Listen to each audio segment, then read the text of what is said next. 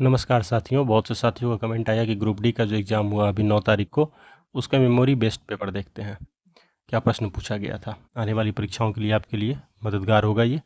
पहला प्रश्न आया था इसमें, पौधे में रेजिन और गोंद विशेष रूप से किसमें संग्रहित होते हैं? किसमें होते हैं ये? पुराने जाइलम में। ऑप्शन डी जो है आपका सही उत्तर है। पृथ्वी पर जीवन के विकास में निम्नलिखित मील के पत्थरों को सही कालानुक्रम में व्यवस्थित करना है। सबसे पहले क्या आएगा, इसके बाद क्या आएगा? तो सबसे पहले शुरुआत किससे होगी? शुरुआत होगी जीवन की उत्पत्ति से, प्रथम प्रोकैरियोटिक कोशिकाओं से।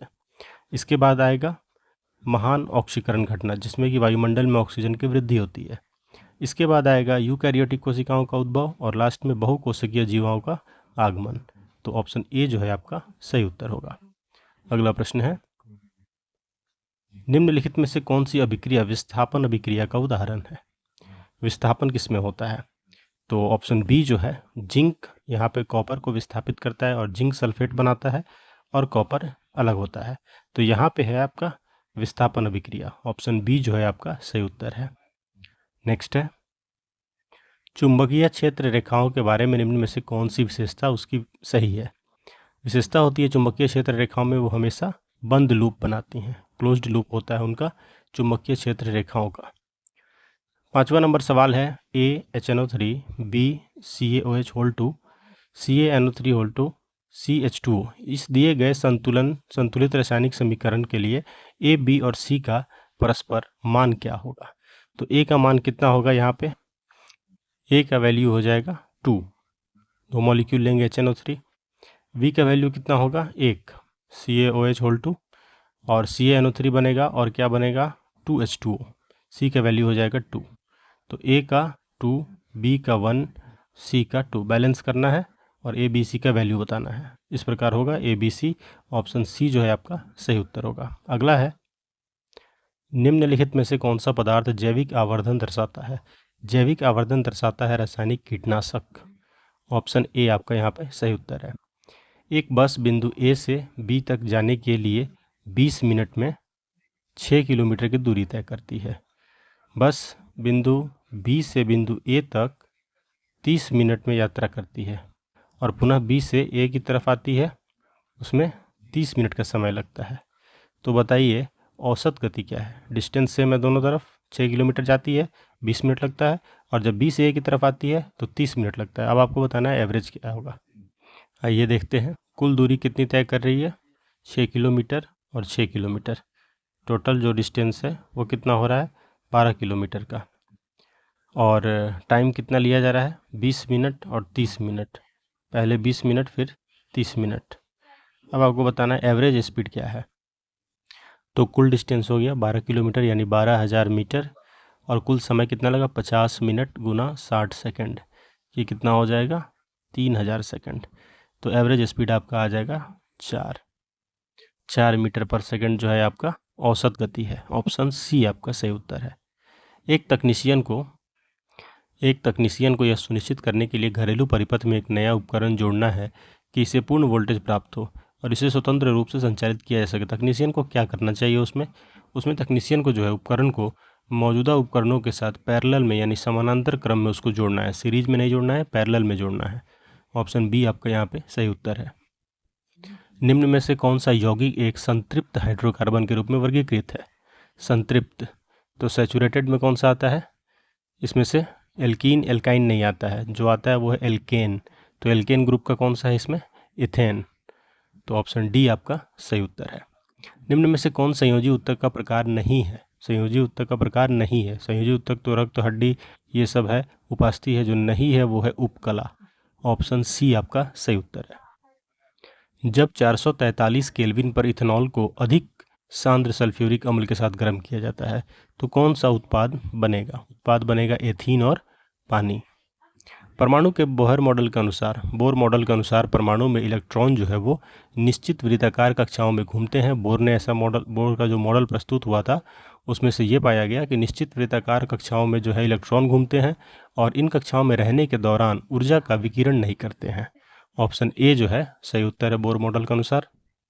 मिट्टी और पौधों वाला व सीलबंद या खुला कांच का पात्र जिसे रख रखाव के लिए और अंदर के पौधों तक पहुंचने के लिए खोला जा सकता है, वो क्या कहलाता है? वो कहलाता है टेरारियम। ऑप्शन डी आपका सही उत्तर है। क्या कहलाता है? टेरारियम।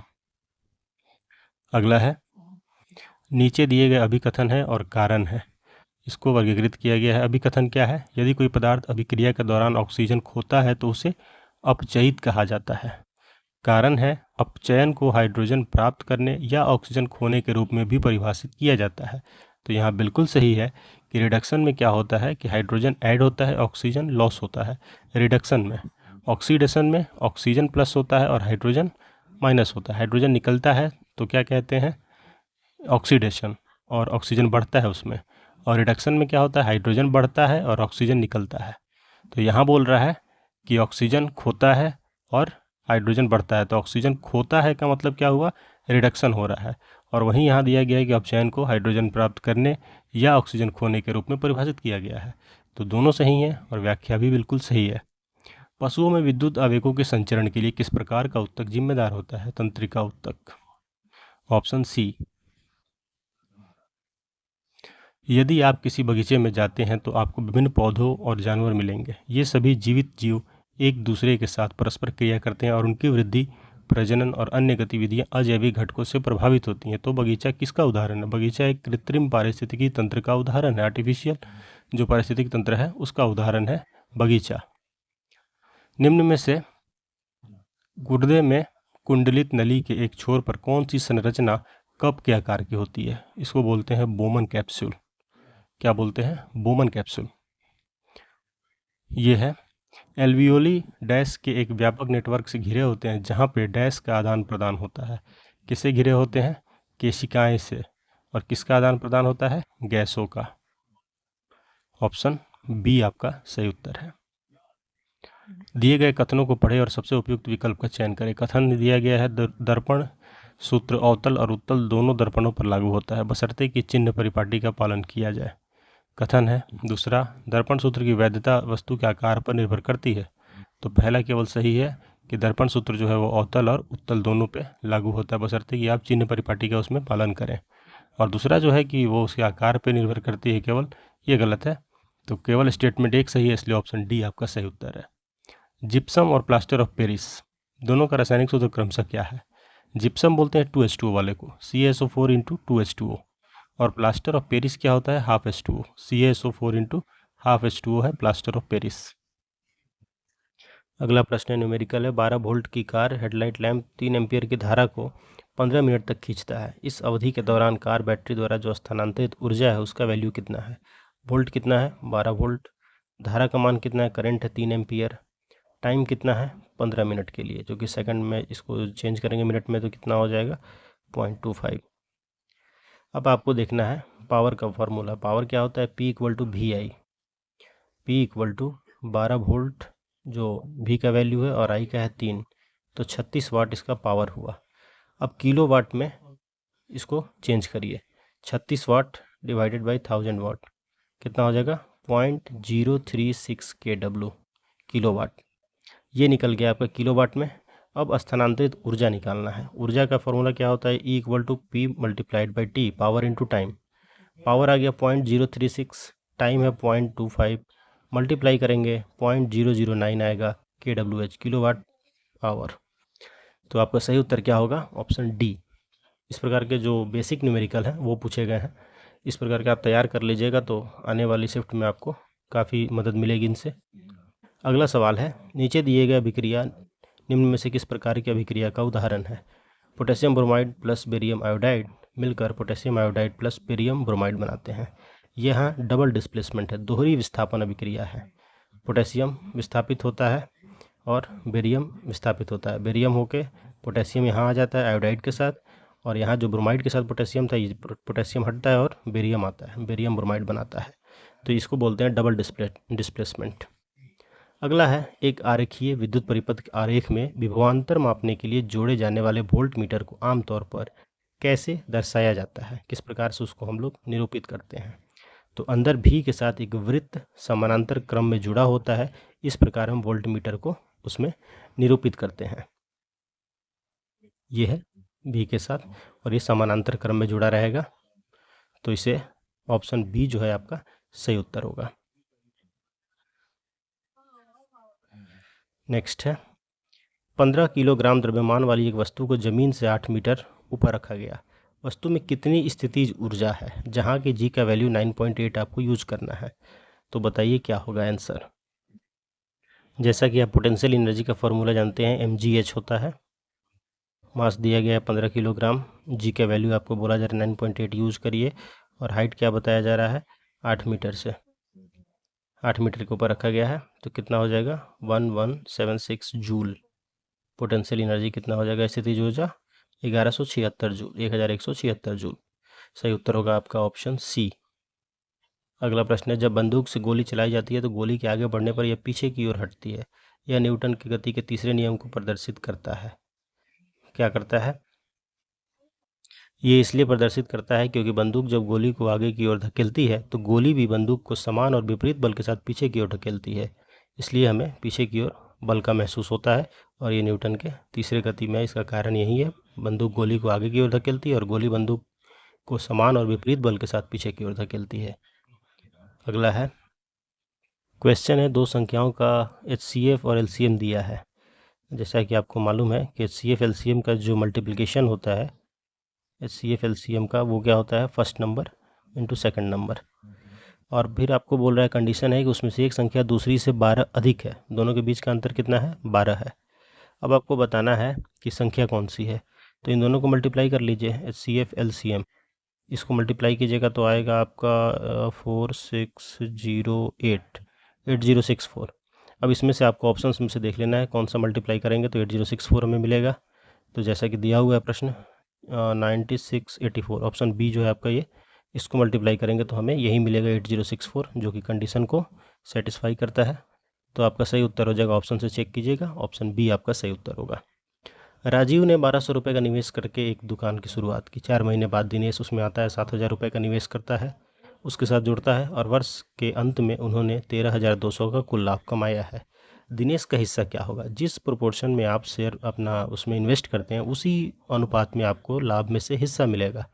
तो राजीव जो 1200 रुपये कर रहा है वो पूरे साल के लिए कर रहा है, 12 महीने के लिए, और दिनेश कर रहा है 7000 रुपये। कब कर रहा है, 4 महीने के बाद, मतलब केवल 8 महीने के लिए। तो इनका इन्वेस्टमेंट का रेशियो हो गया, ये कितना हो जाएगा 144:560। ठीक है, तो अब जो लाभ है इसी अनुपात में इनको बटेगा। तो लाभ कितना हो जाएगा इसका जब हम सॉल्व करेंगे, इसको और सिंप्लीफाई करते हैं, ये हो जाएगा 8 18 ये 70। अब जो दिनेश का लाभ का शेयर है इसके इन्वेस्टमेंट का शेयर का ही अनुपात में होगा, 70 बाई टोटल 88 मल्टीप्लाइड टोटल जो लाभ है वो। इसको हम लोग सॉल्व करते हैं तो हमें क्या मिलेगा, 11 से 8 बार में 11 1 2 0 0 8 से 8 5 0, कितना हो जाएगा 0 0 15 7 जा 105, 10,500 रुपये। तो आपका सही उत्तर हो जाएगा ऑप्शन सी। यदि 25 व्यक्ति प्रतिदिन 10 घंटे कार्य करके 5 दिनों में 2 इकाई कार्य पूरा कर रहे हैं तो 15 व्यक्तियों को 18 इकाई कार्य पूरा करने में कितने दिनों की आवश्यकता होगी यदि प्रत्येक व्यक्ति प्रतिदिन 10 घंटे के लिए कार्य कर रहा है। चलिए इसको बनाते हैं, फॉर्मूला यूज़ करेंगे MDH वाला, M1D1H1 divided by W1 work जो होता है कितने यूनिट काम हुआ, और M2D2H2 डिवाइडेड बाई वर्क 2। ठीक है, यहाँ M1 दिया हुआ है 25 व्यक्ति, दिन है 5 दिन, घंटे है 10 घंटे, कार्य का कितना पूरा कर रहे हैं 2 यूनिट, इक्वल टू अगले जो लाइन है उसमें क्या है 15 व्यक्ति गुना डे कितना है, ये आपको पूछा जा रहा है डी, और आवर कितना है, प्रत्येक व्यक्ति 10 घंटे कार्य कर रहा है और कितना कार्य किया करना है 18 यूनिट। अब इसको आप सॉल्व करिए, इसको सॉल्व करेंगे 25 गुने 5 125 गुना 10 बटा 2, ये हो जाएगा 15 10 150 गुना डी बटा 18, 2 9 जा 10 0 0, 125 into 9 divided by 15 equal to D, कितना आएगा 3 5 जा 3 9 3 3 जा 5 2 जा 5 5 जा 25 गुना 3 75 दिन। सही उत्तर होगा आपका ऑप्शन डी। अगर ये वीडियो आपको पसंद आएगा तो मैं और भी जितने पेपर हुए हैं अभी हाल में 2-3 दिनों में सबका मेमोरी बेस्ड जो है वो वीडियो बना दूंगा, जिसमें कि सारे मैथ्स के प्रश्न होंगे, जीएस के भी होंगे, सब होंगे। ए किसी काम को समाप्त करने में बी से 2 गुना या सी से 3 गुना समय लेता है। एफिशिएंसी पे है। एक साथ मिलकर काम करते हुए वे 2 दिनों में काम समाप्त कर सकते हैं। बी अकेला उस काम को कितने दिनों में कर सकता है। देखिए, सबसे पहले हम इनकी कार्य क्षमता को समझते हैं। वर्क एफिशिएंसी जो है वो इनकी समय का जो होता है व्युत्क्रम होता है, जितना समय ले रहा है उसका व्युत्क्रम। तो A/B/C कितना हो जाएगा, ये हो जाएगा, मान लीजिए आप टोटल जो समय है 6 दिन लगता है किसी कार्य को। चूँकि 1, 2 और 3 है तो एलसीएम हम निकालेंगे तो वही हम लोग यूज़ करेंगे ताकि तीनों कटने में आसान हो। तो A को अगर मान लीजिए 6x दिन लग रहे हैं तो B को कितना लगेगा, 3x लगेगा, क्योंकि A जो है B से 2 गुना समय लेता है। और C को कितना लगेगा, 2x लगेगा, क्योंकि A जो है C से 3 गुना समय लेता है, तो ये 3 गुना हो जाएगा। यहाँ पे 2 गुना हो जा रहा है B का। तो इस प्रकार हमें तीनों ये मालूम है हमें। अब हम जो देखेंगे कार्य की क्षमता इनका, समय का व्युत्क्रम हो जाएगा। समय कितना निकाले थे A का 6x, B के लिए 3x लग रहा था, C को 2x लग रहा था। अब जब इसमें मल्टीप्लाई करते हैं, इक्वेट करते हैं 6 से, तो हमें क्या मिलेगा, 1:2:3। एफिशिएंसी जो है हमको मिला 1:2:3, 1:2:3। और अब देखते हैं कुल कार्य कितना है। तीनों की क्षमता के साथ अगर हम कार्य कर रहे हैं तो 2 दिनों में ये लोग कार्य को समाप्त कर दे रहे हैं। तो 3 2 5 1 6 गुना 2, 12 यूनिट मान लीजिए काम है। टोटल काम जो है वो 12 है और बी का एफिशिएंसी है 2। तो बी को अकेले पूछ रहा है कितने दिन में कर पाएगा उस काम को। तो 12/2 6 दिन में बी कर सकता है। ऑप्शन बी आपका सही उत्तर होगा। साइन ए का वैल्यू दिया हुआ है 5/7। ये आपको जो इक्वेशन दिया है इसका वैल्यू आपको निकालना है। इसको आप बेसिक तरीके से बनाएंगे। साइन का वैल्यू है 5/7 जो कि आपका p/h है। तो b कितना हो जाएगा, 49, b h का स्क्वायर माइनस परपेंडिकुलर का स्क्वायर 25 अंडर रूट, ये निकलेगा 24, 2√6 ये आ गया। अब पूछता है 5 कोसेक ए। कोसेक आप जानते हैं साइन का इन्वर्स, साइन का उल्टा होता है, 7/5। अगला है -7 साइन है, 7 × 5/7। ये है ऊपर का न्यूमरेटर हम अभी बना रहे हैं। पहले न्यूमरेटर अंश को सॉल्व करते हैं फिर हर को सॉल्व करेंगे। ये कितना आ जाएगा, 7 - 5 2। अब डिनोमिनेटर को सॉल्व करते हैं। डिनोमिनेटर में बोल रहा है 2√6 सेक ए, सेक हो गया h/b, हाइपोटेनियस से 7, बेस आपने निकाला है 2√6। और फिर अगला है +7 कॉस ए का स्क्वायर, कॉस क्या है b/h, 2√6 का स्क्वायर कितना हो जाएगा 24, और नीचे आपका हाइपोटेनियस का स्क्वायर क्या हो जाएगा 49। इसको सॉल्व करते हैं। ये हो गया 7 + 24/7। अगला क्या होगा, इसको ऐड करेंगे, ये हो जाएगा 73/7। अब न्यूमरेटर मिल गया है आपको यहाँ पे 7 - 5 2, डिनोमिनेटर आपको मिल गया 73/7। तो कितना हो जाएगा 2/73/7, जिसको आप सॉल्व करेंगे तो आपको मिलेगा 14/73, जो कि आंसर होगा आपका ऑप्शन बी। अगला प्रश्न है, आकृति PQRS दिया हुआ है। PQ पैरेलल है RS के, कोण R जो है वो 90 डिग्री का है। यदि त्रिभुज QRT का क्षेत्रफल दिया हुआ है इस त्रिभुज का 42, तो PQST का क्षेत्रफल आपको बताना है। ये वाला जो एरिया है इसका बताना है। तो इसको निकालने के लिए आप इस पूरे जो ट्रेपेजियम है समलंब चतुर्भुज, इसमें से इसको हटाएंगे तो आपको ये वाला मिलेगा रिक्वायर्ड, जो आपका एरिया चाहिए वो ये वाला है। अब चलिए यूज़ करते हैं जो एरिया का फॉर्मूला होता है ट्रेपेजियम यानी समलंब चतुर्भुज का, क्या होता है, half into sum of the parallel side. जो पैरेलल है, कौन कौन सा पैरेलल है समलंब चतुर्भुज में, PQ है पैरेलल RS के, और दोनों का क्या है, PQ का वैल्यू 20, RS का 12, 20 + 12 इंटू हाइट, ये है इसका हाइट QR जो कि है 14। कितना हो जाएगा ये 20 और 2 22 बटे 2 11 गुना 14 154। ये हो गया। अगला है, सॉरी ये 20 और 2 नहीं 20 और 12 है, 32 बटे 2 16 16 गुने 14, ये कितना हो जाएगा 14 6 जा 84 4 14 एकम 14 8 22 224। समलंब का आपको निकाल लिए, इसका आपको दिया हुआ है 42, घटा लीजिए जो आपका रिक्वायर्ड है वो आपका एरिया हो जाएगा जो चाहिए हमको। पी क्यू टी एस का एरिया हमको चाहिए, P Q S T 224 minus 42, ये हो गया 182। ऑप्शन ए आपका सही उत्तर है।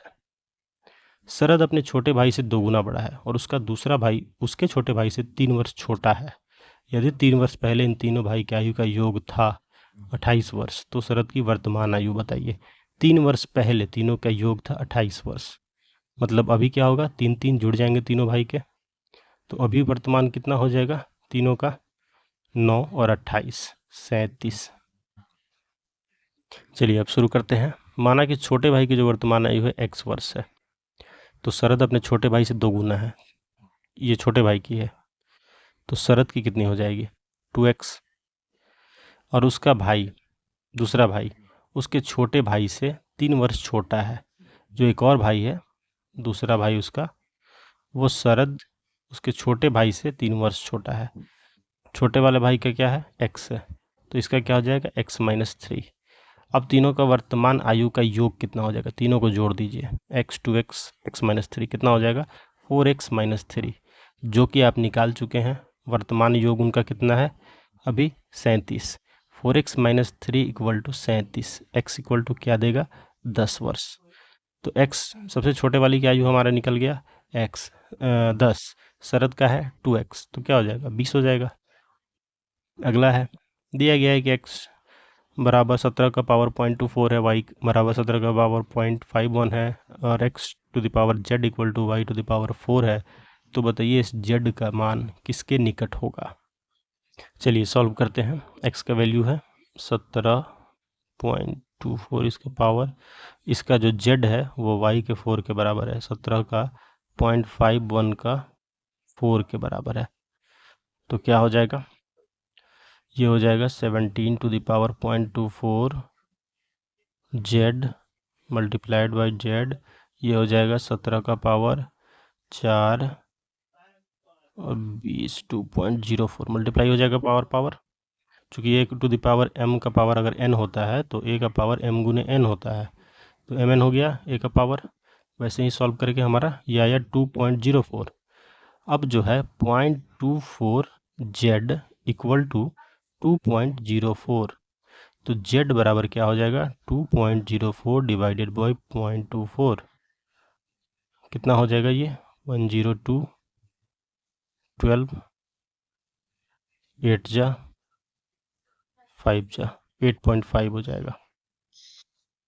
वीडियो पसंद आएगा तो लाइक कर दीजिएगा। नेक्स्ट पार्ट अगले वीडियो में देखते हैं। Thanks for watching, all the best for your exam.